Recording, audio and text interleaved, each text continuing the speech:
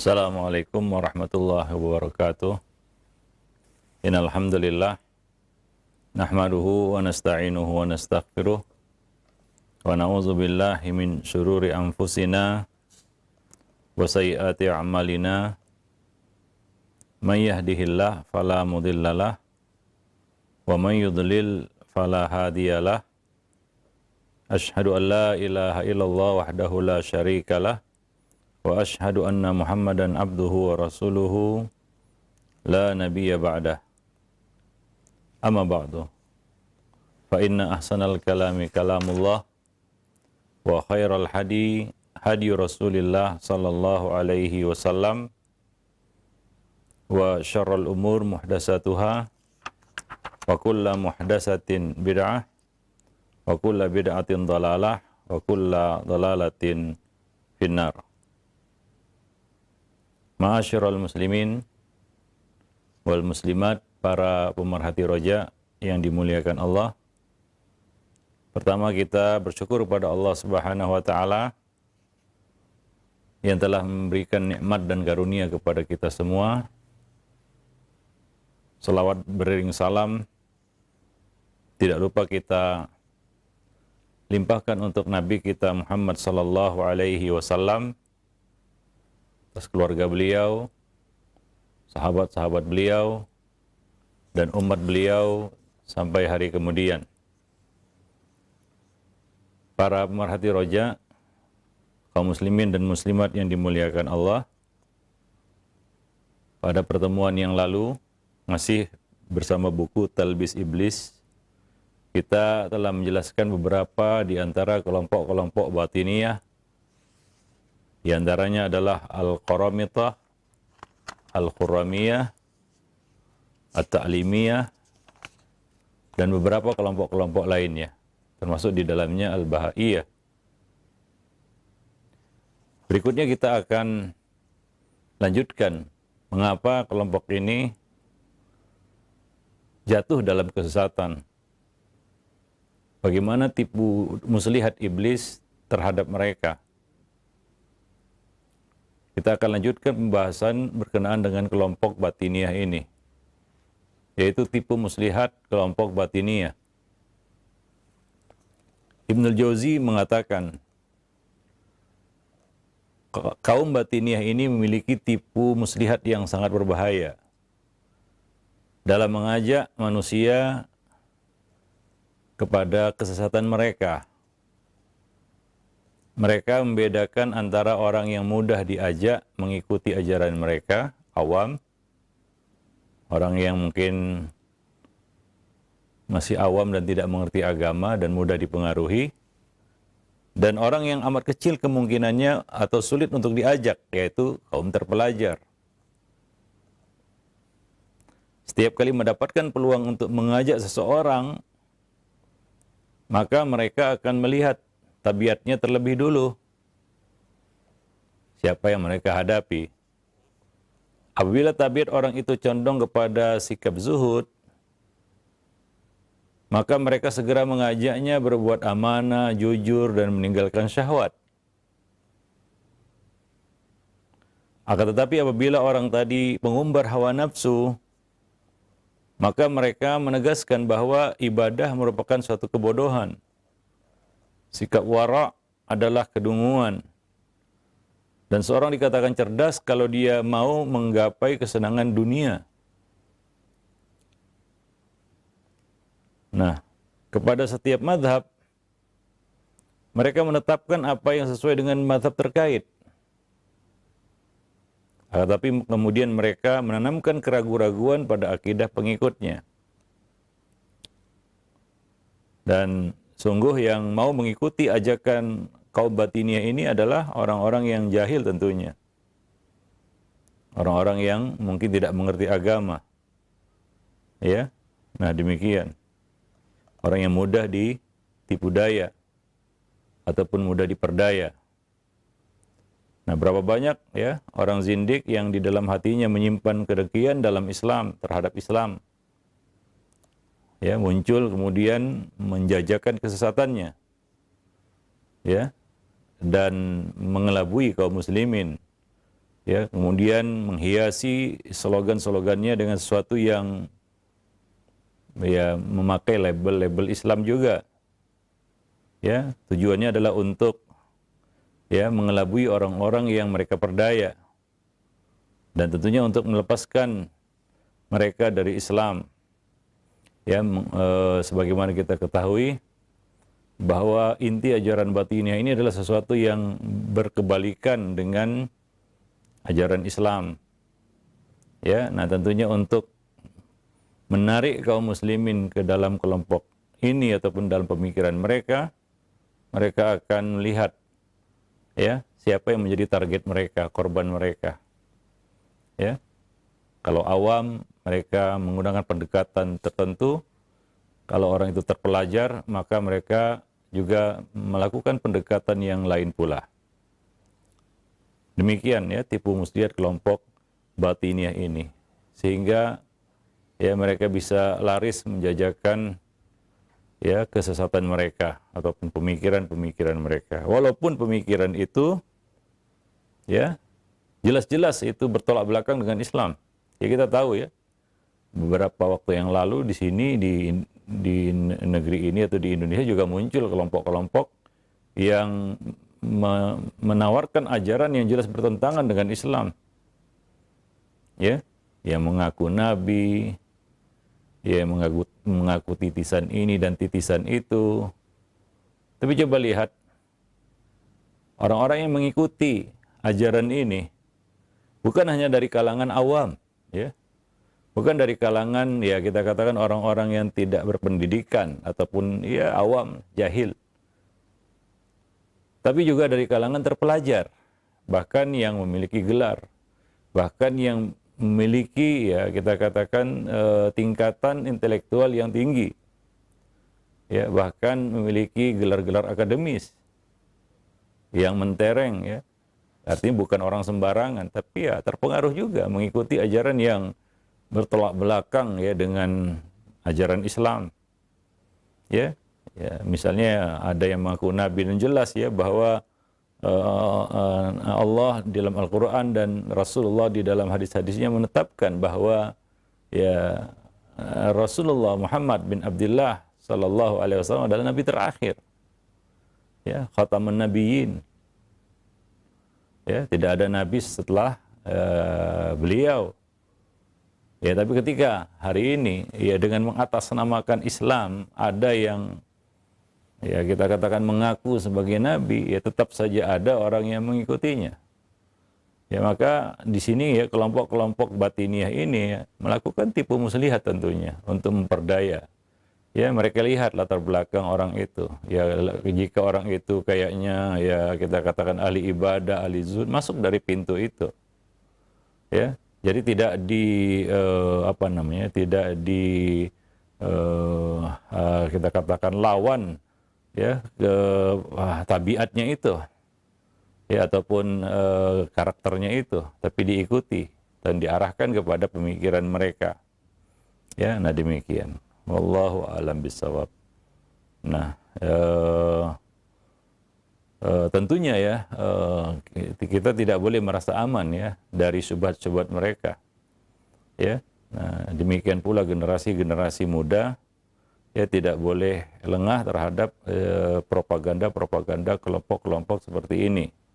Ya, ya sebagai contoh di sini ya kita katakan orang-orang yang dikenal ya dengan propaganda batiniahnya, ya, ya salah satu tokoh di antara mereka adalah Ibnu Rawandi.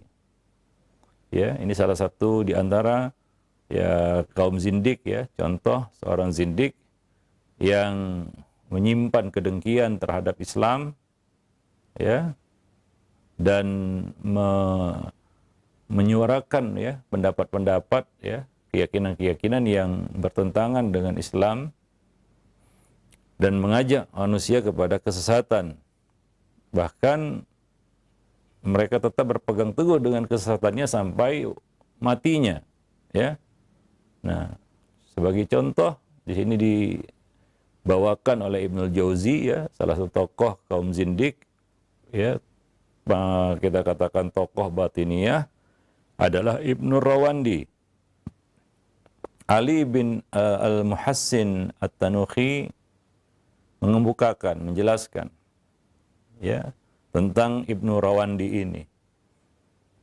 Beliau mengatakan Ibnu Rawandi ini amat dekat dengan orang-orang pengikut Rafidhah dan orang-orang ateis. Setiap diperingatkan, dia berkilah. Aku ingin mengetahui ajaran-ajaran mereka saja. Ini asal mula ya mengapa Ibnu Rawandi ini akhirnya terpengaruh ya terpengaruh dan menjadi seorang zindik, menjadi seorang batiniyah. Ya, awalnya dia bukan pengikut kelompok ini. Ya, awalnya dia dekat ya, punya kedekatan dengan pengikut-pengikut Rafidhah dan dekat dengan orang-orang ateis. Ya. Orang-orang ateis. Nah, setiap kali dia diingatkan oleh teman-temannya, oleh orang-orang sekitarnya tentang bahaya orang-orang Rafidhah dan orang-orang ateis itu, dia berkilah, dia beralasan, aku ingin mengetahui ajaran mereka, ya, yaitu rasa penasaran dan ingin tahu. Ya, maka para ulama dahulu ya melarang ya kita itu duduk di majelis ahli bid'ah atau mendengarkan perkataan mereka. Karena hati itu lemah. Sementara syubhat itu cepat sambarannya. Innal qulub dha'ifah wasyubah khattafah. Ya.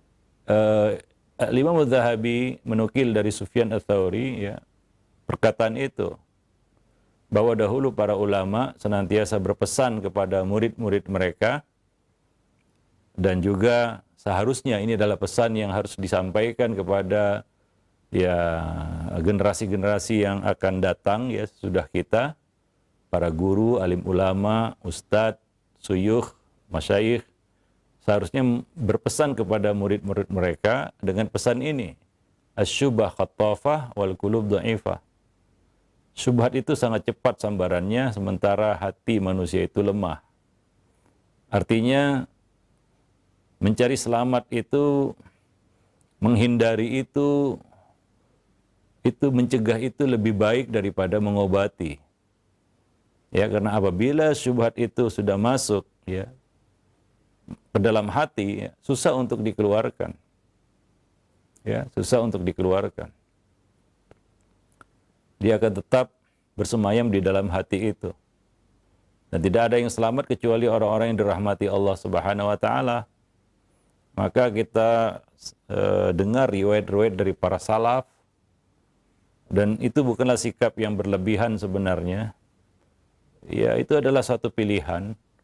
Ya, kita memilih selamat, dan itu yang dipilih oleh para ulama terdahulu. Mereka tidak merasa aman dengan hati mereka yang berbolak-balik. Maka seperti ya Ayyub As-Sikhtiyani ya menutup kedua telinga beliau ketika ada seorang ahli bid'ah, seorang Mu'tazilah yang ingin membacakan satu ayat. Beliau berkata tidak, walaupun setengah ayat. Ada orang yang berkata, wahai imam, ya apa salahnya dia membacakan satu ayat? Ya, dia membacakan satu ayat atau satu hadis. Maka apa jawaban Ayyub As-Sikhtiyani? Aku khawatir dia membacakan ayat itu lalu dia selewengkan maknanya, lalu masuk itu ke dalam hatiku. Ya, ini yang dikhawatirkan oleh Ayyub As-Sikhtiyani. Nah, beliau adalah seorang ahli ilmu, ulama.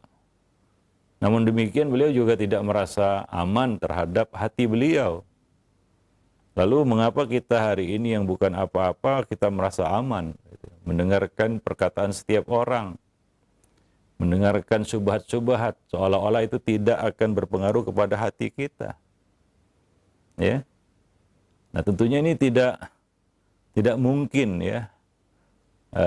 Syubhat itu ya pergi begitu saja gitu, dari hati tanpa mempengaruhinya. Nah, kalaulah dahulu para ulama mengkhawatirkan hati mereka, ya, Sementara kita tahu kekuatan ilmu mereka dan hati mereka, ya, lalu bagaimana kita? Maka ya menghindari ya mendengarkan syubhat-syubhat ahli bid'ah itu adalah jalan selamat. Jalan yang dipilih oleh para ulama salaf kita. Ya, demi menjaga kemurnian dan kebersihan hati. Ya, nah ini yang terjadi pada Ibnu Rawandi. Ya, ketika dia diingatkan oleh teman-temannya, oleh sejawatnya, oleh ya sahabat-sahabatnya sesama penuntut ilmu, dia mengatakan, aku hanya ingin tahu ajaran mereka saja.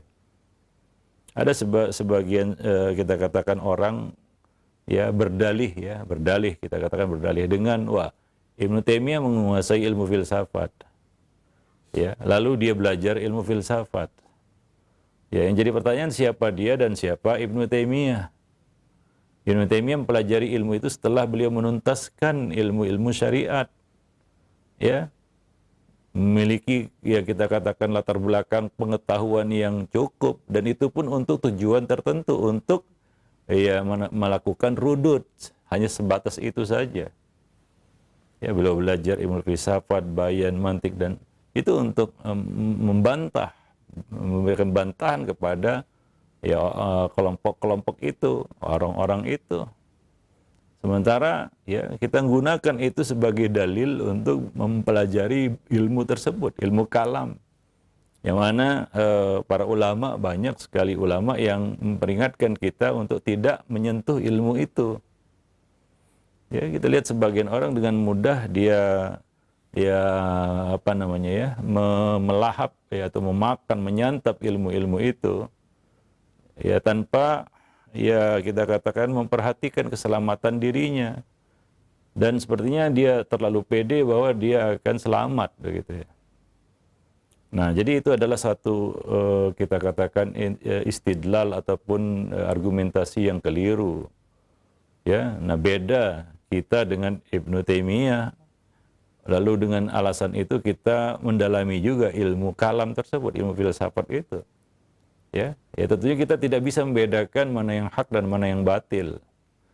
Yang kedua, kita tidak tahu ya syubhat yang dilontarkan oleh kaum filsafat itu. Ya, mungkin kita akan jadikan itu sebagai suatu kebenaran atau kita jadikan itu sebagai dasar ya, asas ya di dalam cara berpikir kita dan itu tentunya sangat berbahaya ya bagi seorang penuntut ilmu. Nah, demikian. Dan ini yang ya kita katakan terjadi pada Ibnu Rawandi. Dia pun mempelajari ya ajaran-ajaran ateis atau ateis itu dan ajaran-ajaran Rafidhah. Kemudian Ali bin Al-Muhassin menyingkap kesesatannya dan membantah dalil pembenarannya. Ya, dan demikian ya. Ibnul Jauzi mengatakan, siapa saja yang memperhatikan keadaan Ibnu Rawandi, dia pun mendapatinya termasuk pembesar kaum ateis. Dia mengarang sebuah kitab yang berjudul Ad-Damigh. Ya, dengan bahasan dalam kitabnya ini, dia beranggapan ya sudah dapat mengalahkan syariat Islam. Ya. Coba lihat akhirnya Ibnu Rawandi ini tersesat mengikuti ajaran-ajaran kaum ateis itu, ya, mengikuti ajaran-ajaran Rafidhah. Ya. Berawal dari ya kita katakan keingintahuan. Ya, rasa penasaran, apa sih ajaran mereka, apa sih pemikiran mereka? Ya, keisengan yang berakibat fatal ya. Akhirnya dia menjadi seorang ateis juga dan mengarang sebuah kitab tadi judulnya Ad-Damigh. Ya. Dan dalam buku itu dia berusaha untuk menyaingi ajaran Islam. Ya, bahwa dia bisa buat agama seperti Islam. Ya. Nah, ini doakan oleh Ibnul Jauzi, Maha Suci Allah yang telah membinasakannya. Ya, Allah mencabut nyawanya saat dia masih sangat muda. Ya, Ibnu Rawandi ini membantah isi Al-Qur'an, menuduhnya penuh dengan kontradiksi dan menyatakan ya, ia bukanlah bahasa fasih. Ya, tidak dengan bilisanin Arabiyyin mubin ya. Nah, demikian dia bantah itu semua. Ya, dia sanggah itu semua. Dia sanggah Al-Qur'an ya, ayat-ayat yang sharih, jelas Ya, dia berani menyanggahnya. Ya, padahal dia mengetahui betul bahwasanya orang-orang Arab yang dikenal fasih sangat terpana ketika mendengarkan Al-Quran. Ya, lalu bagaimana pula dengan orang yang tidak fasih? Ya, dia bukanlah seorang Arab, ya, dia ajam. Tapi dia mengatakan Al-Quran bahasanya tidak fasih, bukan fushah, bukan Arab, bukan dengan lisanin Arabiyyin mubin. Ya, sampai begitu kesesatan ya Ibnu Rawandi ini ya. Nah, demikian. Jadi setiap Ibnu Jauzi mengatakan di setiap zaman senantiasa ada orang-orang yang mengikuti ajaran-ajaran seperti ini. Ya, namun alhamdulillah fitnah mereka telah padam. Ya, sehingga yang tersisa hanyalah para pengikut ajaran batiniyah, ya segelintir orang-orang ahli filsafat yang menyembunyikan diri. Nah, itu pada masa beliau ya. Nah, demikian. Ya, kita ketahui sekarang ini ya ada segelintir yang ya muncul ya. Ya, pemikiran-pemikiran yang aneh dan nyeleneh seperti ini. Ya, ini tidak lain mungkin ya adanya infiltrasi dari ya kita katakan pengikut ajaran-ajaran ya sesat ya ke dalam Islam, ya mereka mengajarkan ajaran-ajaran seperti ini. Ya, wallahu alam bisawab. Ya, tentunya ada yang mereka sasar dan ada yang mereka tuju ya dari pemikiran-pemikiran seperti ini. Ya, tentunya adalah untuk merusak Islam dari dalam. Ya, untuk merusak Islam dari dalam, dan mereka kadang-kadang mengatasnamakan Islam juga. Ya, tapi ya tentunya kita tahu itu bukan sama sekali ya Islam dan tidak ada kaitannya dengan Islam.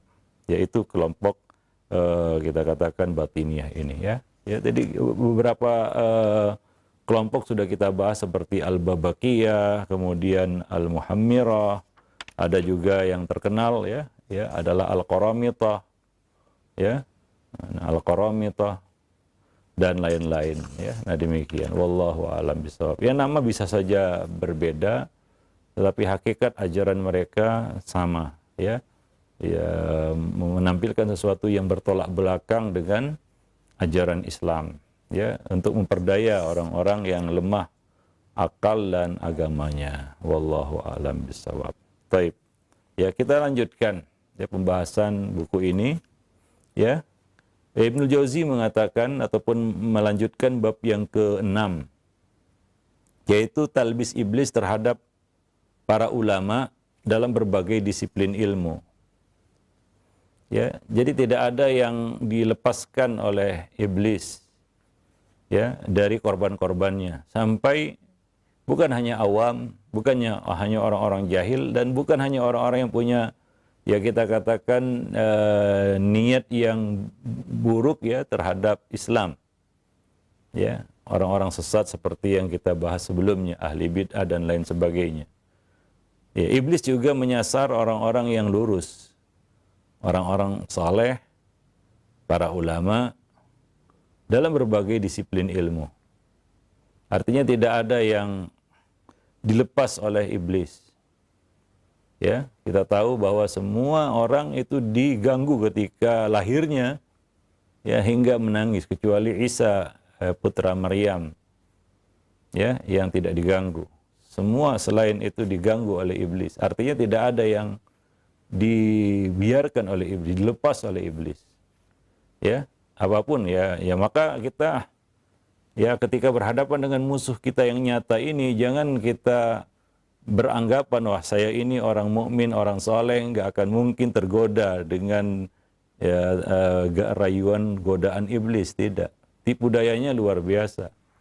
Ya, bahkan ada tipu daya iblis terhadap orang jahil jelas.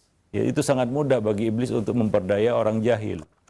Ya, tidak perlu usaha yang keras bagi iblis untuk memperdaya mereka, untuk menyesatkan mereka.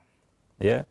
Nah, tentunya terhadap orang-orang yang berilmu, ya iblis semakin gencar melakukan aksinya, ya talbisnya terhadap orang-orang yang berilmu.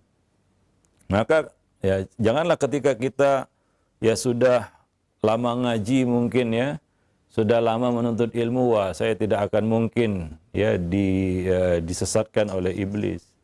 Saya tidak akan mungkin digelincirkan oleh iblis, tidak akan mungkin disesatkan olehnya. Tidak. Ya.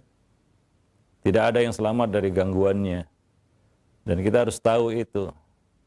Ya, supaya kita tetap waspada. Ya, supaya kita tetap waspada ya, dan tidak merasa aman ya dari gangguannya.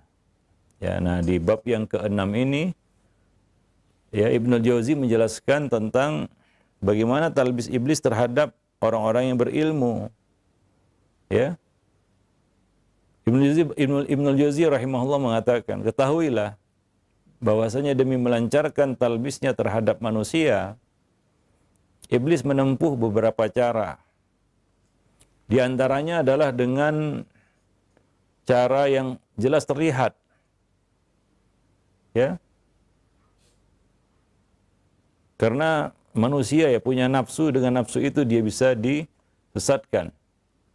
Ya, sehingga dia keluar dari kebenaran. Ya. Nah, di antaranya dengan menempuh satu cara yang jelas terlihat, yaitu manusia akan bisa dikalahkan dengan nafsunya. Sehingga tidak menyadari ilmu yang justru ia menghinakannya. Ya, dan ada juga dengan cara yang samar. Ini yang tidak disadari oleh banyak ulama. Jadi ada yang dengan cara yang nyata, jelas, ya, dan ya, tipu daya iblis yang jelas itu mungkin diikuti oleh orang-orang yang dikatakan di sini ya memang cenderung mengikuti hawa nafsu ya. Ya, cenderung mengikuti hawa nafsu. Itu cara yang pertama. Ya, yang ditempuh oleh iblis. Cara yang jelas. Ya, kadang-kadang kita lihat kesesatan itu jelas. Ya, tapi ya orang-orang yang cenderung mengikuti hawa nafsu ya tetap mengikutinya. Walaupun itu jelas salah. Walaupun itu jelas menyimpang. Walaupun itu jelas kebatilan. Walaupun itu jelas satu kesesatan. Tapi bagi orang yang mendahulukan nafsu, hawa nafsu, dia tidak peduli itu. Dia akan tetap mengikuti kesesatan itu, kebatilan itu. Nah, kemudian yang kedua, cara yang kedua adalah dengan cara yang samar. Ya, yang abu-abu. Dan inilah yang cara inilah yang digunakan oleh iblis untuk menyasar orang-orang yang berilmu. Ya, orang-orang yang berilmu yang mungkin memiliki ilmu dan cenderung jauh dari hawa nafsu. Orang-orang soleh, orang-orang yang lurus ya. Yang tidak nampak padanya ya kita katakan keinginan untuk mengikuti hawa nafsu. Karena mereka berilmu, punya latar belakang pendidikan yang kuat, ilmu yang kuat. Maka iblis menggunakan cara yang samar istilahnya. Ya, ini cara yang kedua. Kadang-kadang ia melakukan menyuarakan propagandanya dengan cara-cara yang jelas, dengan perkara-perkara yang nampak jelas kebatilannya, dan kadang-kadang dengan cara yang samar. Nah, dengan cara yang samar ini yang menjadi target mereka adalah orang-orang yang berilmu. Ya, nah demikian.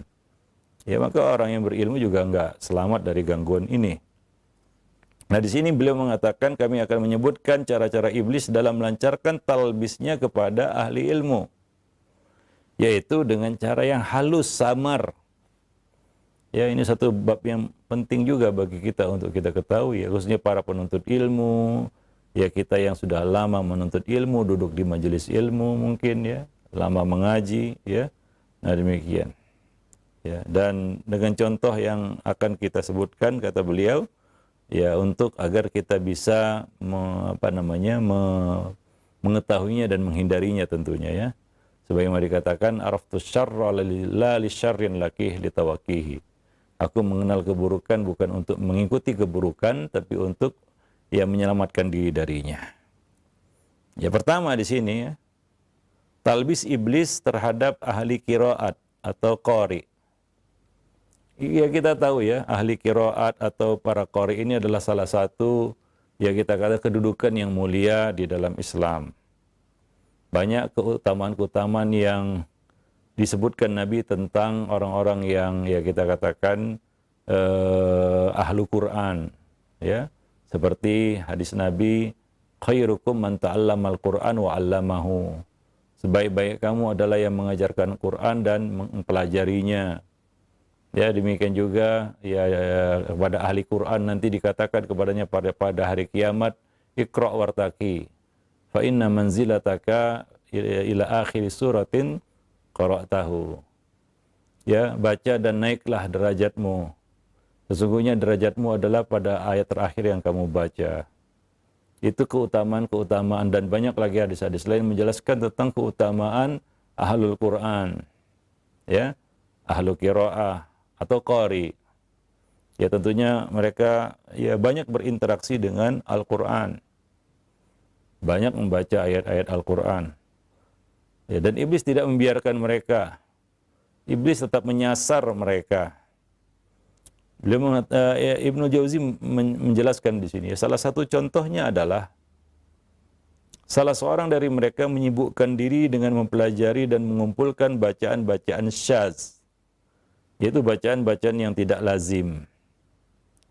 Dia menghabiskan sebagian besar usianya untuk mencari-cari bacaan tersebut, menyusunnya ke dalam sebuah kitab dan membacakannya kepada orang-orang. Ya, bacaan-bacaan syadz, bacaan-bacaan yang tidak umum. Aktivitas tersebut membuat dia lalai dari mempelajari kewajiban-kewajiban lainnya dalam Islam. Ya. Nah, jadi ya dialihkan dari perkara yang penting kepada perkara yang kurang penting, bahkan tidak penting. Kadang-kadang ya kita katakan ada di situ unsur riya, ya. Ya, ingin dikenal, ingin popularitas, sehingga mencari hal-hal yang aneh. Dari setiap cabang ilmu ada mungkin, ya. Termasuk juga di dalam ilmu Al-Quran. Termasuk juga di dalam ilmu qiraat. Di sana ada qiraat-qiraat yang tidak lazim, ya, tidak umum. Manusia tidak mengenalnya. Ya, mungkin tujuannya ketika dia bacakan itu orang-orang akan mengalihkan ataupun mengarahkan pandangan mereka kepadanya, mencari perhatian. Ya, mencari perhatian manusia. Ya, ini salah satu tujuan-tujuan yang mungkin dimunculkan iblis di dalam hati orang-orang tersebut. Lalu muncullah yang aneh-aneh dan suka mempelajari yang aneh-aneh dan menyuarakan pendapat yang aneh-aneh. Ya, bukan hanya di dalam bab ilmu qiraat, ya, dalam ilmu-ilmu yang lainnya juga mungkin hampir sama. Ya, misalnya di dalam fikih, ya, ada sebagian orang yang suka ya mengeluarkan sesuatu yang berbeda ataupun berlainan, ya, dengan yang biasa diketahui oleh manusia. Ya, hanya sekedar untuk, ya, itu mungkin pendapat tidak muktabar. Ya, tapi dia sibuk mencari hal-hal yang aneh-aneh itu untuk supaya menjadi perhatian bagi manusia. Untuk mengalihkan pandangan manusia kepadanya, bahwa dia memiliki sesuatu yang tidak dimiliki oleh orang lain dari hal-hal yang janggal dan aneh tadi. Nah, demikian. Ya, akhirnya dia terabaikan ataupun terlalaikan dari hal yang penting. Ya, Ibnu Jauzi mengatakan di sini bahwa kebiasaan itu membuat dia lalai, ya, dari mempelajari kewajiban-kewajiban yang lebih penting lagi, ya, lainnya, ya, di dalam Islam. Ya, boleh jadi, kata beliau, Anda melihat seorang imam masjid mengajarkan berbagai qiraat, ya, mengajarkan berbagai jenis-jenis qiraat, ya, begitulah kadang-kadang kita dialihkan dari perkara yang penting kepada perkara yang kurang penting, ya, bukan tidak baik tapi kurang penting, ya.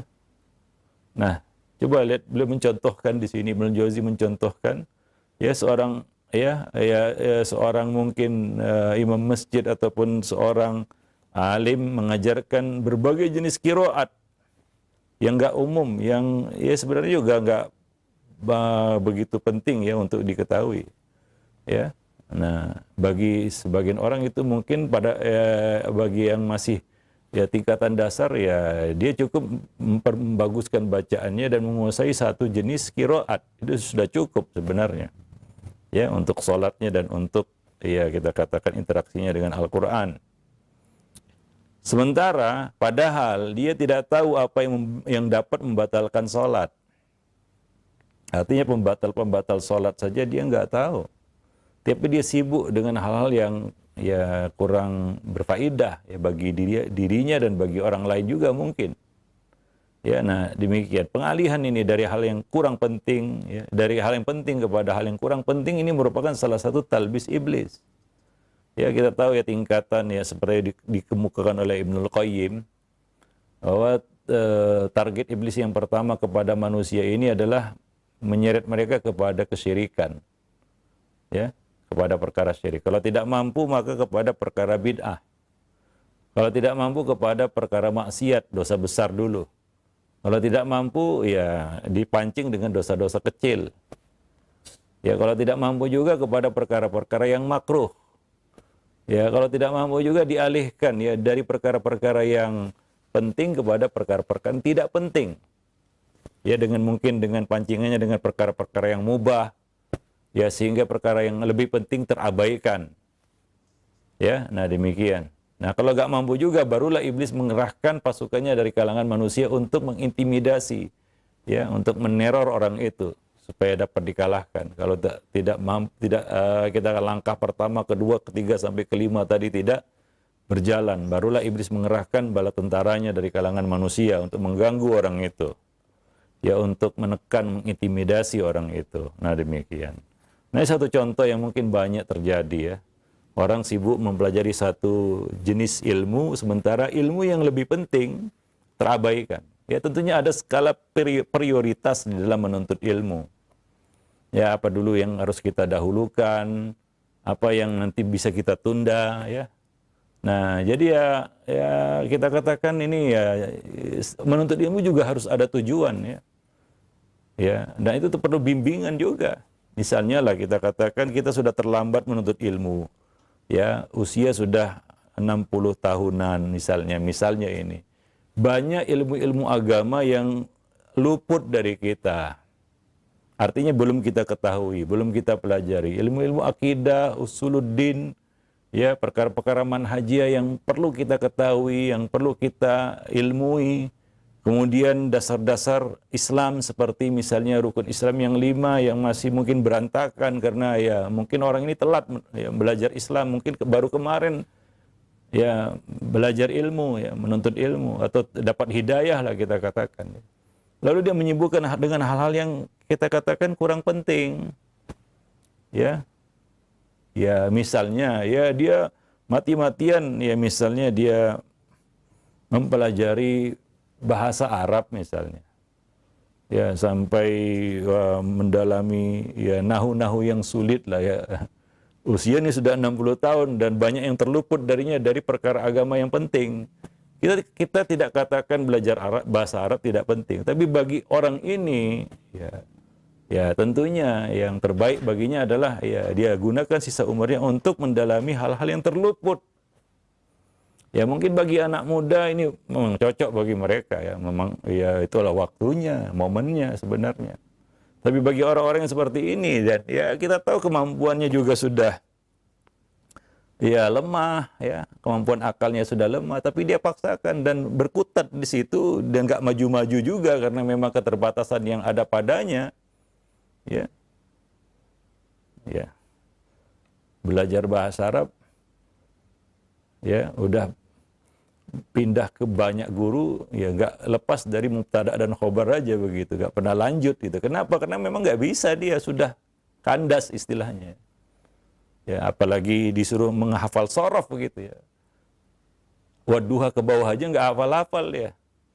Ya, belajar bahasa yang berat-berat, ya mencoba. Kadang-kadang ya makanya perlu bimbingan. Ya, mendalami agama ini juga perlu bimbingan supaya waktu yang kita gunakan itu efisien, ya, untuk keperluan yang mungkin sisa hidup kita. Orang udah 60 tahun kan sudah, ya kita katakan apa ya, sudah waktunya lah untuk berbenah menyongsong akhirat kan begitu, ya. Nah, ini satu contoh mungkin yang sama dengan ini, ya, yang disebutkan oleh Ibnul Jauzi di sini, ya. Ya, dia mengajarkan berbagai jenis kiroat-kiroat yang aneh-aneh, sementara perkara yang mendasar tentang sholatnya dia tidak tahu. Ya, si imam masjid ini, ya, fikih sholat saja yang dia sebagai imam harus tahu. Bagaimana cara untuk sujud sahwi, bagaimana apabila terjadi sesuatu di dalam sholat, bagaimana mengatur shaf, bagaimana ini dan itu yang berkaitan dengan kewajibannya, baik itu kewajibannya sebagai seorang muslim untuk sholat, maupun kewajibannya sebagai imam di masjid.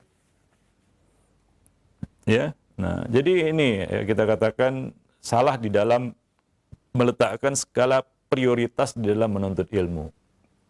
Dan itu bisa merugikan, ya, bagi orang yang salah di dalam ya menuntut ilmu ya di dalam kita katakan metode menuntut ilmunya, maka ya perlu bimbingan juga dari orang yang ya berilmu ya untuk agar dia bisa menuntut ilmu itu dengan cara yang benar, tidak serampangan, serabutan kan begitu ya. Nah, wah ya karena baru dapat hidayah ya semua apa namanya cabang ilmu dia baca kan begitu ya. Ya nanti ya kita katakan acak kadut nanti ya pengetahuannya tentang agama, dan ini juga bisa berbahaya. Dia bisa salah paham tentang agama. Dan itu menimpa banyak orang-orang yang mendahulukan semangat daripada ya kita katakan ilmu. Jadi menuntut ilmu itu harus sabar. Mungkin ini syubhat juga terjadi pada orang-orang yang ingin memetik hasil dengan cara yang cepat, instan. Ya sementara para ulama mengatakan ya barang siapa yang terburu-buru memetik hasil maka dia tidak akan mendapatkan hasil. Kira-kira demikian. Ya, maka jangan terburu-buru ya di dalam menuntut ilmu. Dan kita harus tahu langkah-langkahnya juga, apa yang mesti kita pelajari dengan kondisi kita. Ya, maka orang tua tadi ketika dia melihat anak muda ya beda tentunya ya. Ya, beda di sini. Ya kondisinya. Maka ya supaya dia bisa lebih efektif menggunakan sisa umurnya itu untuk menuntut ilmu, ya. Nah, dia tahu apa yang mesti dia jalani di dalam ilmu itu, sehingga ya mudah-mudahan sisa umurnya itu menjadi berkah, ya. Artinya ya dia bisa menggunakan ilmu itu jadi ilmu yang bermanfaat, ya. Ya, makanya kita katakan dia belum tahu dasar-dasar akidah di dalam Islam, ya, baru dia kita katakan hijrah istilahnya ya, istilah kerennya hari ini kan hijrah, ya. Lalu dia ya kita katakan menuntut ilmu itu mengikuti tren, ya, bukan mengikuti kita katakan jalur ilmu yang benar gitu ya. Ya, metode menuntut ilmu yang benar. Nah, ini yang sering terjadi ya. Nah, beliau mengatakan boleh jadi pula lantaran motivasi ingin terkenal dan tidak terlihat bodoh di mata orang lain. Ya, dia tidak duduk di depan para ulama untuk mengambil ilmu dari mereka. Artinya tidak mengambil bimbingan dari para ulama. Itulah ya kita katakan kita belajar ilmu dunia silakan otodidak. Coba-coba nggak jadi masalah, salah percobaan juga nggak fatal akibatnya. Walaupun sebagian ya ilmu dunia itu kalau coba-coba berbahaya kan begitu ya. Nah, tapi ke ilmu agama nggak bisa. Sama seperti ilmu dunia itu. Dia harus dituntut ya, dijalani dengan dengan bimbingan orang-orang yang berilmu ya. Orang-orang yang berilmu, ahli ilmu. Nah, demikian. Wallahu a'lam bishawab. Baik para pemirsa, para pemerhati roja kaum muslimin dan muslimat yang dimuliakan Allah, ya kita akan lanjutkan nanti ya bagaimana ya kita katakan talbis iblis kepada orang-orang yang kita katakan berilmu ataupun orang-orang yang para penuntut ilmu. Ya wallahu a'lam bishawab. Subhanakallah bihamdik, asyhadu an la ilaha illa anta, astaghfiruka wa atubu ilaik. Nah, jazakallahu khairan wa barakallahu fikum Ustaz atas penyampaian materi yang sangat bermanfaat sekali di kesempatan ini. Masih berkaitan dengan tipu daya iblis pada kelompok batiniyah. Nah, ikhwatas Islam wajazakumullah, silakan bagi Anda yang ingin bertanya secara langsung. Untuk pertanyaan pertama kita awali dari pesan chat WhatsApp di kesempatan ini. Assalamualaikum warahmatullahi wabarakatuh. Ustaz, dari hamba Allah, Ustaz, mana yang harus diprioritaskan, beribadah umroh atau menikah atau membantu keluarga yang nggak mampu, Ustaz? Mohon nasihatnya, syukron. Ya, dari perkara-perkara yang disebutkan tadi ada yang wajib ya. Ya, ada yang itu perkara sunnah ya. Nah, ya pertama yang wajib ya, itu menuntut ilmu ya. Ada 3 tadi ya, apa saja? Umroh pilihannya, Umroh, menikah, membantu keluarga yang ya. kurang. Ya tentunya ini kita lihat kondisinya ya, kondisi ya kita katakan kalau bisa dilakukan semuanya itu bagus ya, gitu ya. Nah, kalau tidak mungkin ya untuk digabungkan semuanya, ya kita mendahulukan perkara yang penting.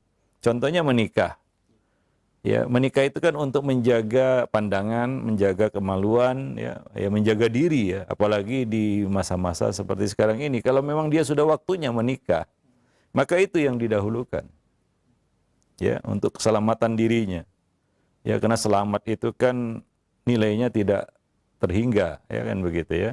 Nah, dia mulai melaksanakan perintah Nabi apabila dia sudah mampu ya. Nabi mengatakan ya ma'syaras syabab man istata'a minkumul ba'ah falyatazawwaj, kan begitu ya. Dia pemuda, dia sudah mampu ba'ah, maka perintah Nabi adalah menikah. Dia sudah mampu ba'ah, dia menikah. Itu perintah Nabi SAW. Ya, dan untuk keselamatan dirinya juga. Adapun yang lainnya itu adalah perkara-perkara yang mungkin bisa dia tunda. Ya, contohnya umroh. Ya, umroh mungkin bisa dia tunda sampai ada momen yang tepat untuk dia bisa berangkat. Ya, adapun membantu orang, ya silakan bantu. Siapa yang bisa kita bantu ya menurut kadar kemampuan. Artinya apa? Ya, 3 perkara ini bisa dilakukannya. Ya, tapi tidak sekaligus ya. Ya, dia harus pilih yang mesti ataupun yang patut dia lakukan saat itu. Ya, nah dia kondisinya menuntut dia untuk menikah, maka yang didahulukannya adalah menikah. Ya, jangan telat terlambat dia membangun rumah tangga. Ya tentunya kan begitu ya.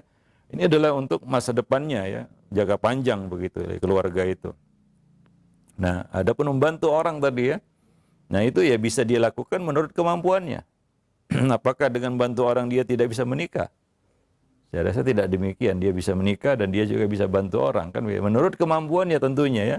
La yukallifullahu nafsan illa wus'aha, apalagi itulah perkara yang sunnah. Ya, nah demikian. Ya, wallahu alam bisawab. Adapun umroh, ya mungkin dia ya kalau kita bicara sekarang juga belum bisa umroh kan begitu ya. Nah, itu bisa dia tunda. Ada hal-hal yang bisa lapang waktunya. Artinya ya dia bisa tunda itu ya. Nah, demikian. Wallahu alam bisawab. Ya, kecuali pilihannya adalah dia mampu haji dan dia menikah kan begitu ya. Nah, mana yang didahulukan ya? Tentunya ya kalau dia sudah mampu haji maka dia harus berhaji dulu. Ya, menikah ya bisa dia lakukan setelah itu kan begitu ya. Jika dia mampu melakukan perjalanan ke situ karena itu adalah rukun Islam. Adapun umroh tentunya kewajiban umroh ataupun perintah umroh tidak seperti perintah haji kan begitu ya. Nah, ketika dia sudah mampu haji, maka secara otomatis dia umroh. Kenapa? Karena haji dan umroh sudah bersatu sampai hari kiamat kan begitu ya. Sudah masuk ke dalam proses ibadah haji ya, ibadah umroh itu. Nah, demikian ya. Nah, jadi mungkin ya, kalau ditanya di sini umroh, mungkin dia bisa tunda umroh ketika dia mampu untuk berhaji ya sekaligus umroh kan begitu ya. Nah, demikian. Ya kalau itu tabrakan antara umroh dengan menikah kan begitu ya. Wallahu a'lam. Adapun membantu orang ya itu jangan dibenturkan dengan kewajiban-kewajiban agama lainnya. Kenapa? Karena itu kan berkaitan dengan kemampuan kita. Ya bantu manusia siapapun dia menurut kemampuan kita kan begitu. Wallahu a'lam bisawab. Kadang kita membantu orang kan tidak mengharapkan pujian, sanjungan atau apa namanya kedudukan ya supaya wah dikatakan dermawan kan tidak. Ya kadang-kadang ya kita mau bantu ya, tapi ya kita tidak bisa membantu banyak lalu kita malu kan begitu ya. Ya karena kalau bantunya sedikit nggak disebut nanti. Ya bantu orang itu ya bantu siapapun yang bisa kita bantu menurut kemampuan kita. Nah demikian wallahu a'lam bishawab. Nah, jazakallahu khairan wa barakallahu fikum Ustaz atas jawaban yang disampaikan. Semoga bermanfaat untuk penanya. Pertanyaan selanjutnya dari hamba Allah di Palopo, Sulawesi Selatan. Assalamualaikum Ustaz. Bagaimana membentengi iman dan akidah kita saat ini dan kaitannya juga dengan godaan-godaan iblis? Mengingat banyaknya faham dan pemikiran lewat medsos yang mudah diakses saat ini, sehingga kita takut dengan tercampurnya faham yang ada tersebut. Syukran. Mohon nasihatnya. Ya, jawabannya satu pertama adalah ya hindari dan kurangi bermedsos ria itu caranya ya. Nah demikian ya karena tadi kita sebutkan belajar agama nggak bisa otodidak ya. nggak bisa melalui YouTube ataupun dari medsos ataupun dari kita katakan dari Google ya. Harus ada ulama atau ahli ilmu, ustadz yang terpercaya yang membimbingnya, kan begitu ya, yang diketahui baik agama dan manhajnya, akidahnya, ya. Nah itu yang membimbingnya, ya. Jadi tidak bisa dia belajar agama itu serabutan, otodidak tanpa ada bimbingan. Nah demikian. Jadi ya caranya adalah kurangi ya bermedsos, ya. Apalagi zaman sekarang ya mungkin karena masa pandemi ya ada pembatasan kegiatan di luar rumah, banyak di rumah, kerjanya cuma ya mantengin HP kan begitu ya, ya apa namanya ya, wah saya Ustadz buka HP untuk belajar baca-baca literatur agama. Ya kita katakan beda ya antara baca Quran lewat mushaf dengan baca Quran lewat HP. Beda. Bedanya di mana? Kalau kita baca Quran lewat mushaf, fokus. Ya, yang kita baca adalah apa? Mushaf, nggak ada yang lain. Tapi ketika kita baca Quran lewat HP, kadang-kadang muncul yang lain, ya, muncul yang lain. Ya dapat notifikasi, ya dapat pesan, dapat panggilan, ya macam-macam yang ada di situ. Karena makanya antum bawa mushaf ke toilet nggak boleh. Tapi bawa HP nggak apa-apa, walaupun di dalamnya ada Al-Quran. Karena dia tidak khusus ya Al-Quran, dia banyak konten di situ entah apa-apa ya. Isinya itu di dalam HP itu enggak tok Al-Quran kan begitu ya. Sementara mushaf itu memang Al-Quran. Maka beda ya baca buku agama, baca buku ya, dengan baca perkara agama di HP. Mungkin lewat WhatsApp story apa kan gitu, banyak sekarang yang nulis-nulis macam-macam lah di situ kan begitu ya. Ya kita beda, bedanya di mana? Ketika kita baca buku, misalnya buku ini kita baca, ya kita bersama buku ini, nggak ada yang lain. Kita bisa tahu ini buku apa. Wah ini buku Talbis Iblis, isinya tentang ya ini ya tipu daya iblis. Ya tidak ada yang lain ya. Kita fokus di sini dan kita menyatu bersama buku itu dan kita ingin tahu apa yang ada di dalam buku itu. Ya kita bersama buku itu ya. Nah itu kalau kita membaca buku, beda dengan baca HP. Ya macam-macam yang muncul, ya godaannya juga banyak. Ya kita nggak bisa bersama satu artikel agama di dalam HP itu karena ya kadang-kadang muncul yang lain juga. Ada godaan ini bosan ini ya beralih ke yang lain kan begitu ya. Nah jadi nggak sama antum baca tentang agama lewat HP dengan buku. Ya karena ketika kita baca buku, ya kita bersama buku itu. Sama tadi ya kita contohkan. Ya baca Al-Quran lewat mushaf dengan baca Al-Quran lewat HP. Sekarang kan banyak HP ada apa namanya, ada program Al-Qurannya kan begitu ya, seperti mushaf begitu ya. Nah demikian. Sebagian orang ya, makanya mushaf itu tidak tergantikan, nggak bisa digantikan, nggak perlu lagi mushaf, pakai HP aja nggak, beda. Ya beda. Nah demikian. Demikian juga baca buku dengan antum baca di HP itu beda. Ya, nah demikian. Wallahu alam bisawab. Ya, maka ya kita katakan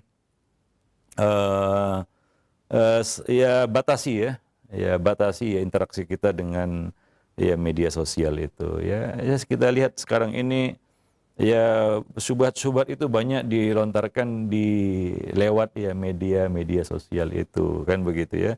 Nah kadang-kadang juga kita nggak tahu siapa yang mengirim ya. Kadang-kadang juga kita nggak tahu apa namanya isi artikel itu, yang kadang-kadang judul dengan isinya berbeda ya, ya menjebak kadang-kadang judulnya ya, setelah dibaca ternyata nggak sama seperti yang ya disebutkan di judul ya. Sementara kita sudah terjebak membacanya ya. Nah itu kan berbahaya sebenarnya. Maka ya batasi itu. Ya kalau mau menuntut ilmu tahu tentang satu hal ya baca buku ya. Nah demikian. Wallahu alam bisawab. Yaitu untuk apa namanya menghindari ya hal-hal buruk yang bisa kita dapatkan di dunia maya. Ya, di media sosial, di Google, di YouTube dan lain sebagainya. Wallahu alam bisawab. Nah, jazakallahu khairan wa barakallahu fikum Ustaz atas jawaban yang disampaikan. Semoga bermanfaat untuk penanya. Baik, pertanyaan berikutnya dari Pak Sartono. Assalamualaikum warahmatullahi wabarakatuh, Ustadz. Usia saya sudah 60 tahun lebih. Mana yang harus didahulukan? Amalan mengingat daya penangkapan sudah berkurang. Mohon nasihatnya, Ustadz. Jazakallahu khairan. Iya. Pelajari dan dalami dulu perkara-perkara yang maklumun minad dini bidarurah, ya. Yang malayasau almar'u jahluhu. Suatu yang tidak bisa dan tidak boleh dia luputkan. Yang tidak bisa tidak harus dia ketahui, yaitu akidah. Ya, sudah banyak yang terluput dari kita, ya. Misalnya tadi ditanyakan usianya 60 tahun, semua sudah melemah, kan begitu, ya. Di mana dia harus fokus? Ya tentunya dia kita katakan boleh dia jamak lah itu, ya. Di usia tuanya itu dengan mendalami akidah yang mesti dia yakini tentang agama ini, kan begitu, ya. Untuk persiapannya menyambut, ya, menyongsong, ya, kita katakan, ya, gerbang kematian, ya, namanya 60 tahun itu kan sudah habis jatahnya, ya. Allah sudah mengangkat uzur darinya kalau sudah 60 tahun, nggak ada lagi ceritanya dia ya melakukan kesalahan istilahnya. Diangkat uzur itu karena sudah 60 tahun ke atas seperti yang disebutkan Nabi di dalam hadis. Ya, Allah mengangkat uzur atas orang yang telah diberi nikmat usia sampai 60 tahun.